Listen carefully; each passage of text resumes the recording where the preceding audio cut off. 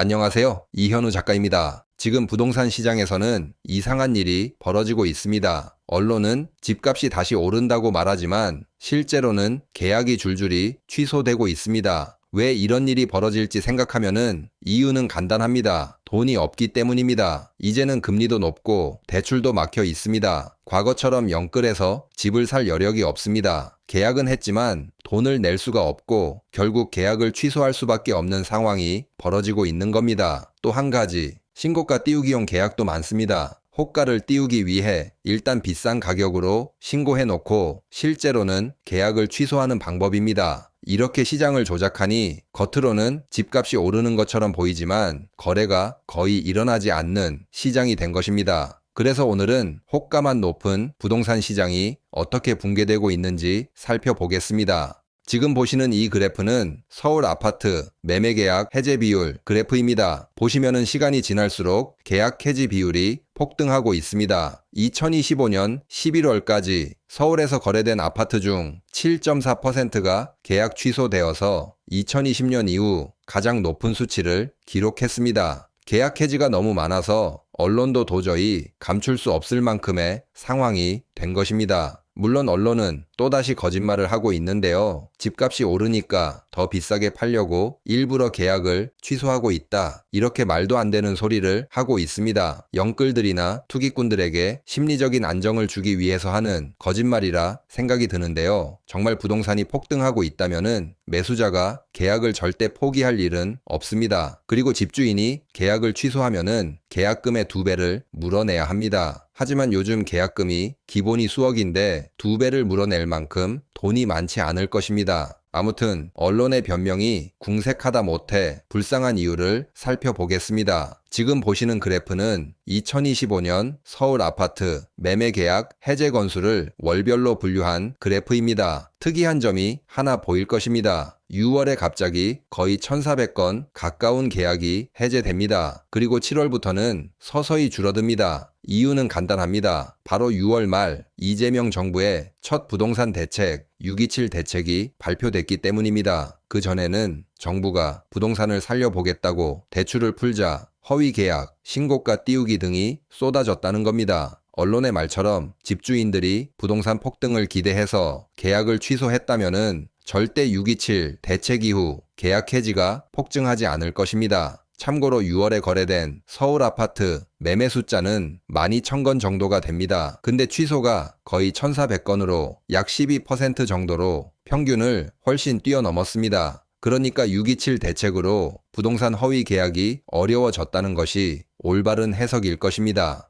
그리고 계약 해지가 이렇게까지 빠르게 늘어난 이유 또 있습니다. 지난달 3일 국무총리실 소속으로 부동산 감독 추진단이 출범했기 때문입니다. 정부가 부동산 시장의 불법 행위에 대해 강하게 대응하겠다고 나선 것인데요. 이 추진단에는 국조실, 국토교통부, 금융위, 국세청, 경찰청, 그리고 금융감독원, 한국부동산원까지 다 모였습니다. 말 그대로 부동산 불법 행위를 뿌리 뽑겠다고 선언한 것입니다. 출범한 지 아직 한 달 정도밖에 되지 않아서 큰 결과는 나오지 않았지만 조사가 시작되는 것만으로도 부동산 투기꾼들이 허위 계약, 신고가 취소 같은 시장 교란 행위가 상당히 위축될 것입니다. 속된 말로 하면은 쫄아서 튀었다고 볼 수 있습니다. 그래서 최근에 거래량이 급격히 감소했을 수도 있습니다. 부동산 선동 교수들과 유튜버들이 시장 교란 행위에 가담하지 않았는지 철저한 조사가 필요할 듯 합니다.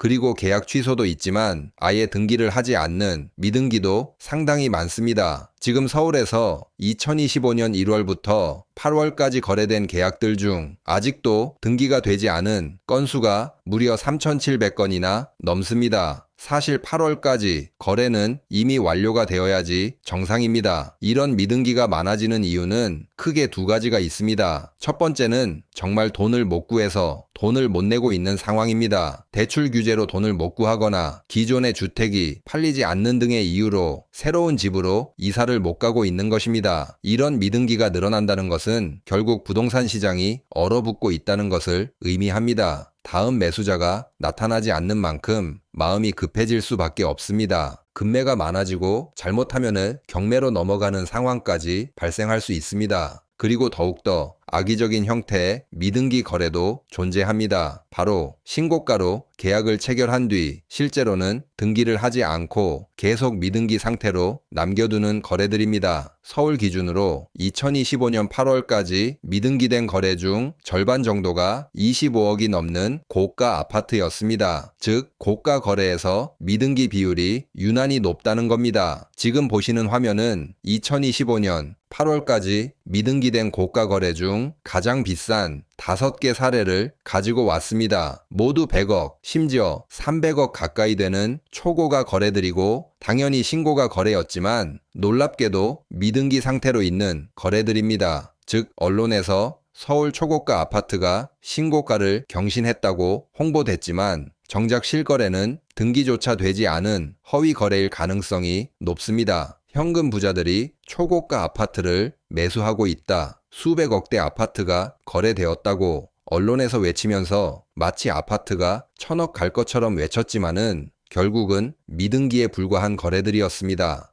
그리고 미등기된 거래들 중 5번째로 비싼 현대 6차 아파트는 117억 5천의 아파트입니다. 여기서 재미있는 일이 벌어집니다. 한 달 정도 지나서 14억 정도 낮은 가격으로 아파트가 거래됩니다. 참고로 층수는 8층과 10층으로 거의 차이가 없습니다. 아무튼 신고가는 117억이 넘게 미등기로 남아있는 상황에서 14억 낮은 가격으로 거래가 등록이 되었습니다. 물론 이 거래도 아직은 미등기 상태로 남아 있습니다. 도대체 어떤 거래가 진짜 거래이고 진짜 신고가인지 알 수가 없는 상황입니다. 호가와 신고가만 높여놓고 실제로는 등기가 되지 않고 실제 거래는 발생하지 않는 서울 부동산 시장을 대표하는 거래인 듯합니다.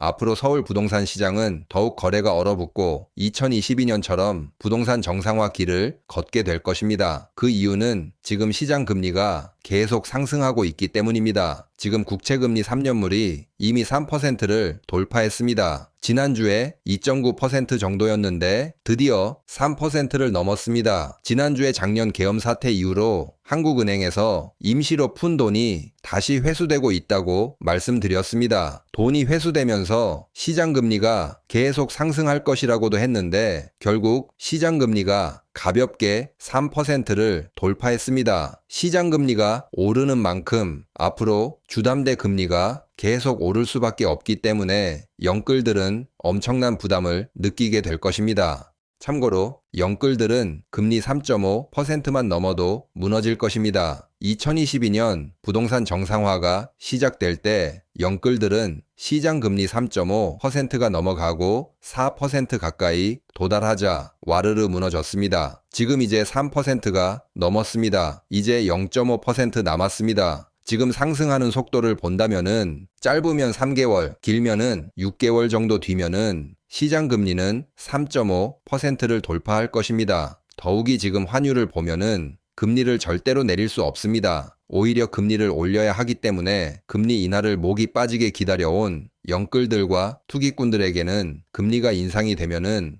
엄청난 타격이 될 것입니다. 지금까지 간신히 버텨왔다면은 이제 결정타를 맞고 무너지게 될 것입니다. 부동산 거품이 빠지고 정상화가 시작되고 있는 상황 살펴보았습니다. 그럼 오늘 영상은 여기서 마치겠습니다. 감사합니다.